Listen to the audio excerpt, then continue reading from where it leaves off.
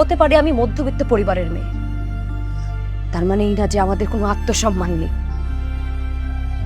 আমরা মানুষকে ভালোবাসতে জানি, আমরা মানুষকে বিশ্বাস করতে জানি, আমরা লোভী না।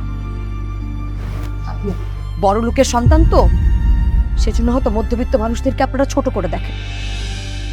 আপনি কিভাবে জানবেন মানুষ কিভাবে সম্মান করতে হয়? আপনি তো ছোটবেলা থেকে কখনো ভালোবাসা পাননি, শেখেননি কিভাবে মানুষকে ভালোবাসতে হয়। আপনি কিভাবে এসব বুঝবেন? আপনারা শুধু আমাদের মতো মধ্যবিত্ত পরিবারের মানুষকে লোভী মনে করেন, ছোট মনে করেন, তাই না? মানে আপনার দাদি আপনাকে বললো যে উনার সমস্ত সম্পত্তি উনি আমার নামে লিখে দিয়েছে, আর আপনি সেটা সুন্দর করে বিশ্বাস করে নিয়েছেন, তাই না? আপনার বিশ্বাস হচ্ছে না, তাই না? ঠিক আছে, আপনি যান, আপনি গিয়ে আপনার দাদিকে জিজ্ঞেস করেন উনার সম্পত্তি আমি নিইনি।